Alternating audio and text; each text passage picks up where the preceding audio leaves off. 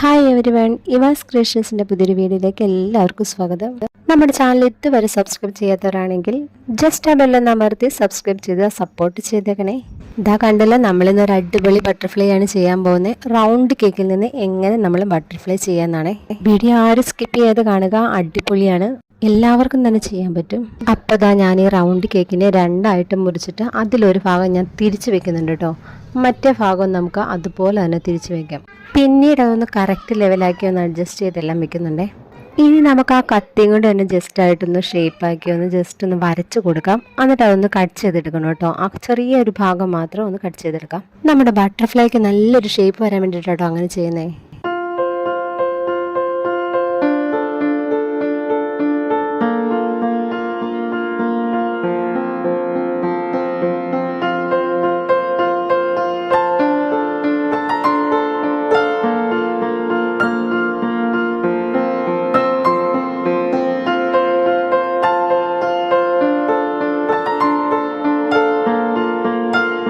അപ്പോൾ കട്ട് ചെയ്ത് കഴിഞ്ഞു കേട്ടോ. ഇനി നമുക്ക് ക്രീം കോട്ട് ചെയ്തെടുക്കാം. ക്രീം കോട്ട് ചെയ്തെടുക്കാനായിട്ട് ഞാൻ ലൈറ്റ് പിങ്ക് കളറാട്ടോ ഞാൻ എടുത്തത്. കാരണം ടോപ്പിൽ നമ്മൾ കുറച്ചും കൂടി ഡാർക്ക് പിങ്ക് കളറാണ് നമ്മൾ ഐസിങ് ചെയ്തെടുക്കുന്നത്. അപ്പോൾ ആ വൈറ്റ് മിക്സ് വരാതിരിക്കാൻ വേണ്ടിയിട്ടാണ് ഞാൻ ഈ ലൈറ്റ് പിങ്ക് വെച്ച് തന്നെ ക്രീം കോട്ട് ചെയ്യുന്നത്. അപ്പോൾ അതേ ഷേപ്പ് നമുക്ക് നല്ല വൃത്തിയായിട്ട് നമുക്ക് ക്രീം കോട്ട് ചെയ്തെടുക്കാം.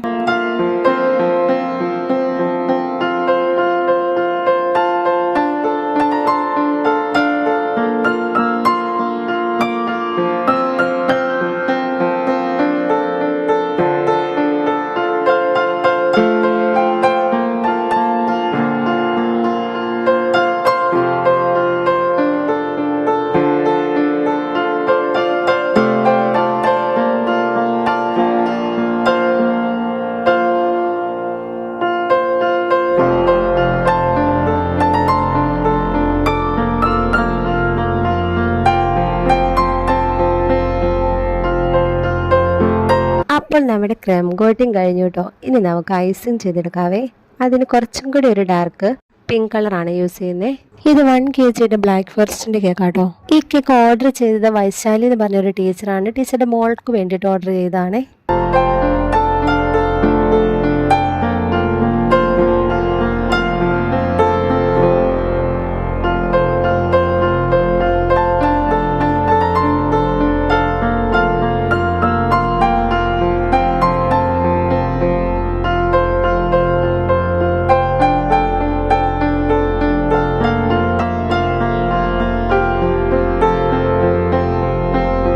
അപ്പോൾ സൈഡിലും മുകളിലും എല്ലാം നമ്മൾ ക്രീം വെച്ച് കൊടുത്തിട്ടുണ്ട്. ഇനി നമുക്കത് ഷേപ്പാക്കി എടുക്കാം. അതിന് വേണ്ടിയിട്ട് ഞാൻ പഴയ ഒരു ATM കാർഡ് യൂസ് ഇല്ലാത്തത് എടുത്തിട്ടുണ്ട്.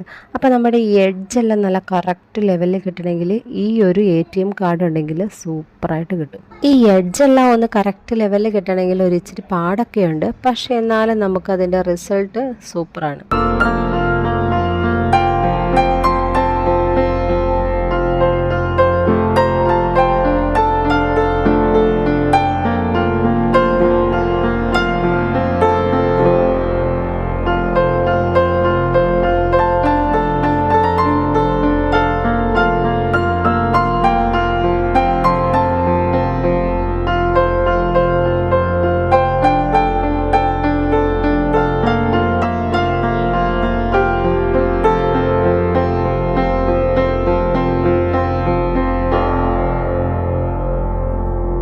ആ ഒരു കാർഡ് കൊണ്ട് തന്നെ നല്ല ഫിനിഷിംഗ് ആയിട്ട് നമ്മൾ ഐസിങ് ചെയ്തെടുത്തിട്ടുണ്ട്.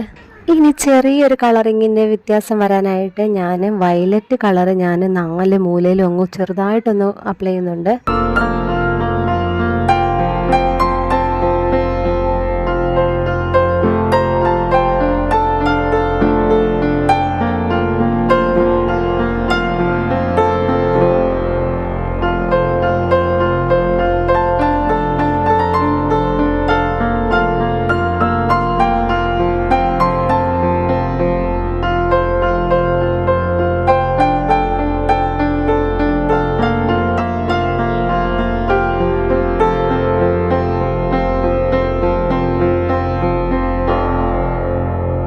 അപ്പോൾ ആ കളറൊക്കെ വെച്ച് നമ്മളതൊന്ന് നന്നായിട്ട് മിക്സ് ചെയ്ത് നമ്മളൊന്ന് ഷേപ്പാക്കി എടുത്തിട്ടുണ്ട്.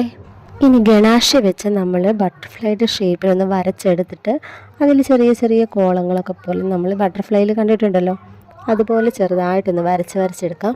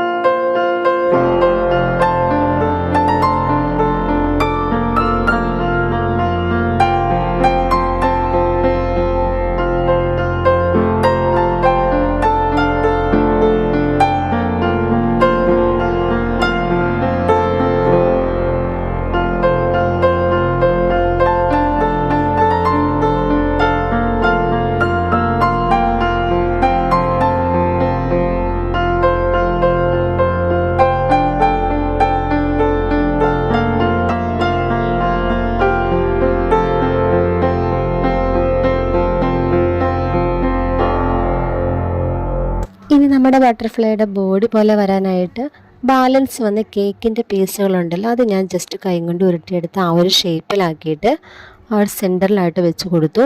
അതിനുശേഷം അതിൻ്റെ മുകളിൽ ഗണാഷി വെച്ച് ചെറുതായിട്ടൊന്ന് മുകളിൽ അതൊന്ന് കളറൊന്ന് മാറാനായിട്ട് ഒന്ന് വെച്ച് കൊടുത്തു. പിന്നെ ബട്ടർഫ്ലൈയുടെ തലയാക്കി വെച്ചിരിക്കുന്നത് ചോക്ലേറ്റും കൊണ്ട് റൗണ്ടിൽ ഇങ്ങനെ ചെയ്തെടുത്തതാണ്. അതെല്ലാം ഫിനിഷ് ആയി കഴിഞ്ഞപ്പം എനിക്ക് തോന്നി വൈറ്റും കൊണ്ട് ചെറുതായിട്ടൊന്ന് കളർ കൊടുക്കുവാണെങ്കിൽ നല്ല ഭംഗിയായിട്ട് എടുത്ത് നിൽക്കുമെന്ന് തോന്നിയത് കൊണ്ട് തന്നെ വൈറ്റ് വിപ്പിംഗ് ക്രീം വെച്ച് അവിടെ ഇവിടെയൊക്കെ ആയിട്ടൊന്ന് ജസ്റ്റ് ഒന്ന് അപ്ലൈ ചെയ്ത് കൊടുക്കുന്നുണ്ട്. അത് കൊടുക്കുമ്പോൾ തന്നെ കാണാൻ നല്ല എടുപ്പ് തോന്നുന്നുണ്ടല്ലോ, അപ്പോൾ അതൊരു പ്രത്യേക ഭംഗിയായിട്ടോ ബട്ടർഫ്ലൈക്ക് വരുന്നത്.